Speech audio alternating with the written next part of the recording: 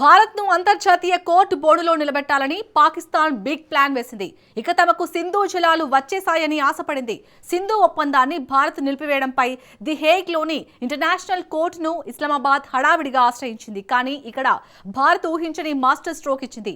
ఆ కోర్టు ప్రామాణికతని తిరస్కరిస్తూ విచారణను పూర్తిగా బహిష్కరించింది. తీరా చూస్తే ఆ విచారణను ఆపకుండా నడపడం కోసం భారత్ చెల్లించాల్సిన కోర్టు ఫీజుల వాటాను కూడా ఆర్థిక సంక్షోభంలో ఉన్న పాకిస్తానే స్వయంగా చెల్లించుకోవాల్సి వస్తుంది. 5 కోట్ల రూపాయలను సమర్పించుకొని విలువెలలాడుతుంది. భారత్ మాత్రం పైసా ఖర్చు చేయకుండా క్షేత్రస్థాయిలో ప్రాజెక్టులను వేగవంతం చేసింది. పాకిస్తాన్ న్యాయ యుద్ధం బెడిసికొట్టిందా? పాకిస్తాన్ 6 లక్షల కోట్ల డాలర్లు గంగలో కలిసినట్టేనా? అంతర్జాతీయ కోర్టులో పాక్ డ్రామాలను భారత్ ఆనందిస్తుందా? Watch the story. Pakistan legal battle utter flop అయిందా? ది హేగులో పాకిస్తాన్కి చుక్కలు కనిపిస్తున్నాయా? 6 లక్షల డాలర్ల కోర్టు బిల్లుల రహస్యం ఏమిటి? పాకిస్తాన్కు జీవనాడి లాంటివి ఈ సింధు నదుల ప్రవాహం ఆగిపోతే పాకిస్తాన్ ఎడారిగా మారడం ఖాయం. ఇటీవల కాలంలో సింధు జలాలపై పాకిస్తాన్ పాలకులు రెచ్చిపోయి మాట్లాడుతున్నారు. 1960లో ఈ సింధు జలాల ఒప్పందం భారత్ పాకిస్తాన్ మధ్య కుదిరింది. ఈ ఒప్పందం ప్రకారం సింధు నదులను ఇరు దేశాల కోసం విభజించారు. తూర్పునకు ప్రవహించే సింధు నదులపై భారత్కు, పశ్చిమంగా ప్రవహించే నదులపై పాకిస్తాన్కు నియంత్రణ అధికారాలు లభించాయి. గడిచిన 6 దశాబ్దాలకు పైగా ఈ ఒప్పందం చెక్కు చెదరకుండా నిలబడింది. భారత్ పాకిస్తాన్ మధ్య అనేక యుద్ధాలు, సైనిక ఘర్షణలు, దౌత్యపరమైన సంక్షోభాలు ఎదురయ్యాయి. కానీ సింధు ఒప్పందం మాత్రం సాఫీగానే సాగింది.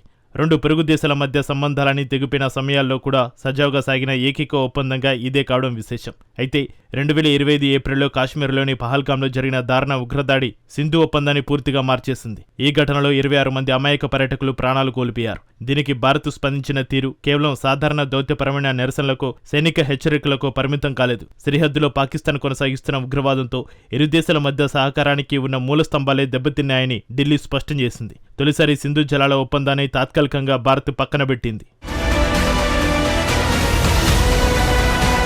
సింధు జలాల ఒప్పందం కేవలం ఇరు దేశాల మధ్య ఉన్న ద్వైపాక్షిక వివాదం. కానీ దేశంలో మెజారిటీ వ్యవసాయం, కోట్ల మంది జీవనోపాధి, ఆర్థిక వ్యవస్థలో గణనీయమైన భాగం ఈ సింధు నది వ్యవస్థపైనే ఆధారపడి ఉన్నాయి. అందుకే ఇస్లామాబాద్ ఈ పరిణామాన్ని తమ మనుగడకే వచ్చిన ముప్పుగా పరిగణించింది. దీనికి సమాధానంగా పాకిస్తాన్ న్యాయ పోరాటం చేయాలని నిర్ణయించుకుంది.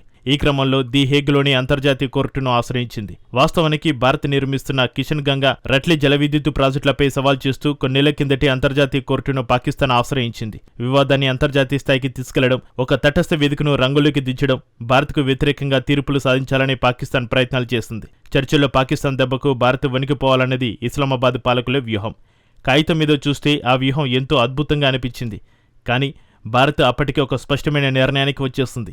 ఈ వ్యవహారంలో సదరు కోర్టును తాము అసలు గుర్తించడం లేదని భారత్ తేల్చి చెప్పింది. ఆ ప్రక్రియను తోసిపుచ్చుతూ దాని ప్రామాణికతను ప్రశ్నిస్తూ విచారణలో పాల్గొనేందుకే నిరాకరించింది. భారత్ తరపున ఏ ఒక్క ప్రతినిధి హాజరు కాలేదు. ప్రాజెక్టులకు సంబంధించిన ఎలాంటి సమాచారాన్ని సమర్పించలేదు. ఆ ట్రిబ్యునల్ ఇచ్చిన ప్రతి తీర్పును ఏమాత్రం చట్టబద్ధత లేనిదిగా భారత్ కొట్టిపారేసింది. అంతర్జాతీయ కోర్టు చట్టబద్ధతను, ప్రామాణికతను, దానికి అధికారాన్ని భారత్ ఎన్నడూ అంగీకరించలేదు. కాబట్టి దాని ప్రకటనలకు విలువ ఉండవు. నీటి వినియోగానికి సంబంధించి భారత హక్కులపై ఆ తీర్పుల ప్రభావం ఏమాత్రం ఉండదు. ఈ తీర్పుల ఆధారంగా పాకిస్తాన్ చేస్తున్న ఎంపిక చేసిన గందరగోళపరిచే వ్యాఖ్యలను భారత్ తీవ్రంగా ఖండిస్తోంది.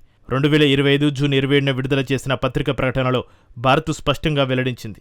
సరిహద్దుల దాటి పాకిస్తాన్ కొనసాగిస్తున్న ఉగ్రవాదానికి నిరసనగా భారత ప్రభుత్వం తీసుకున్న సింధు జలాల ఒప్పందాన్ని తాత్కాలికంగా నిలిపివేత నిర్ణయం తీసుకున్నట్టు ఢిల్లీ వివరించింది. ఇది కేవలం ఒక రాజకీయ హెచ్చరిక మాత్రమే కాదు. దీని వెనుక పెద్ద ఆర్థిక పరిణామమే ఉంది. ఎందుకంటే అంతర్జాతీయ కోర్టు విచారణలు చాలా ఖరీదైనవి. ఫీజులు, పరిపాలన ఖర్చులు, రిజిస్ట్రీ ఛార్జీలు, లీగల్ వ్యయాలు ఇలా భారీగానే ఉంటాయి. సాధారణంగా ఈ భారాన్ని ఇరు దేశాలు పంచుకోవాల్సి ఉంటుంది. కానీ భారత్ చెల్లింపులకు నిరాకరించింది.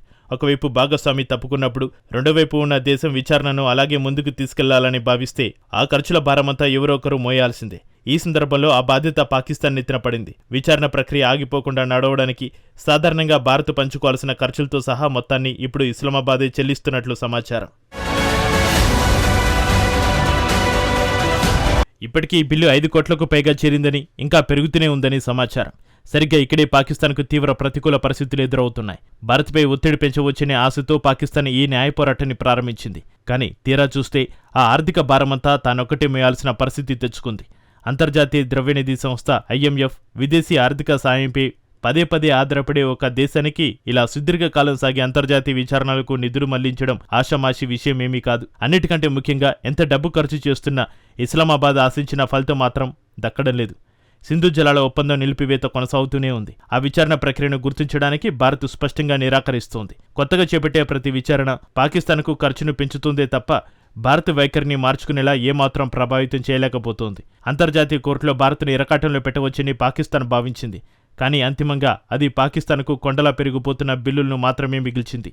సింధు జలాల ఒప్పందంపైన వివాదం ఇప్పట్లో ముగిసేలా లేదు. పాకిస్తాన్ తన వాదనలను వినిపిస్తూనే ఉంటుంది. అంతర్జాతీయ కోర్టు పరిధిలోకి వెళ్లకుండా వెలుపల నుంచే భారత్ తన వైఖరిని సమర్థించుకుంటూనే ఉంటుంది. అయితే ఈ పరిణామం ఇస్లామాబాద్ను ఒక చేదు నిజం ముందుకు నెట్టింది. అంతర్జాతీయ న్యాయ సూత్రాలు, ప్రక్రియలు అనేవి ఇరుపక్షాలు కూడా ఆ వ్యవస్థ అధికార పరిధిని అంగీకరించినప్పుడే సరిగ్గా పనిచేస్తాయి. కానీ భారత్ ఇప్పుడు ఆ వ్యవస్థను అంగీకరించడం లేదు. దాంతో పాకిస్తాన్ ఒక విచిత్రమైన చిక్కుల్లో పడింది. ఏ విచారణ తీర్పునైతే తాము అంగీకరించబోమని భారత్ తేల్చి చెప్పిందో అదే విచారణను సజీవంగా ఉంచడానికి పాకిస్తాన్ సొంత డబ్బును నీళ్లలా ఖర్చు చేయాల్సి వస్తోంది. వివాదాన్ని అంతర్జాతీయ స్థాయికి తీసుకెళ్లాలని చూసిన పాకిస్తాన్ ఇప్పుడు ఆ ప్రక్రియను నడిపించేందుకు జేబులు ఖాళీ చేసుకుంటోంది. భారత్ మాత్రం హాయిగా బయట నుంచి ఇదంతా వేడుక చూస్తోంది. మరోవైపు భారత్ తన వ్యూహాన్ని చాలా స్పష్టంగా అమలు చేస్తోంది. అంతర్జాతీయ వేదికలపై వ్యాజ్యాలు నడపడం కంటే క్షేత్రస్థాయిలో ప్రాజెక్టుల వేగాన్ని పెంచడంపైనే ఢిల్లీ దృష్టి సారించింది. జమ్మూ కాశ్మీర్లో కిషన్ గంగా, రట్లెతో పాటు చినాబ్ నదిపై చేపడుతున్న పాకల్దుల్, కిరు, క్వార్ వంటి కీలక జల విద్యుత్ ప్రాజెక్టుల నిర్మాణాన్ని వేగవంతం చేస్తోంది. ఒప్పందం నిలిపివేసిన తర్వాత నీటి డేటాను పంచుకోవడాన్ని కూడా భారత్ నిలిపివేసింది. దౌత్యపరంగా, ఆర్థికంగా తీవ్ర సంక్షోభంలో ఉన్న పాకిస్తాన్కు ఇది కోలుకోలేని దెబ్బ. లీగల్ పోరాటాల పేరుతో జేబులు ఖాళీ చేసుకుంటున్న ఇస్లామాబాద్ను నీటి భద్రతా పరంగా కూడా భారత్ ఇరకాటంలో పడేసింది. ఉగ్రవాదాన్ని వీడే వరకు చర్చలు లేవని తేల్చేస్తూనే చట్టపరమైన డ్రామాలకు తాము తలొగ్గేది లేదని భారత్ ప్రపంచానికి సందేశాన్ని పంపింది. మొత్తానికి భారత్ను అంతర్జాతీయ కోర్టు బోన్లో నిలబెట్టాలని వేసిన పాకిస్తాన్ వ్యూహం అటర్ ఫ్లాప్ అయింది. అంతేకాకుండా ఆ దేశానికి ఖరీదైన దౌత్య తప్పిదంగా మారింది. భారత్ అనుసరించిన స్ట్రాటజిక్ బైకాట్ వ్యూహం ముందు ఇస్లామాబాద్ ఎత్తుగడలు పూర్తిగా తలకిందులయ్యాయి. తీర్పుల మాట ఎలా ఉన్నా క్షేత్రస్థాయి వాస్తవాలు, నీటి ప్రవాహం భారత్ నియంత్రణలోనే ఉన్నాయి. సరిహద్దు ఉగ్రవాదానికి మూల్యం చెల్లించుకోక తప్పదని భారత్ స్పష్టం చేసింది. ఈ సింధు జలాల వివాదంలో పాకిస్తాన్కు కేవలం భారీ కోర్టు బిల్లులు తప్ప సాధించిందేమీ లేదనేది బహిరంగ రహస్యం.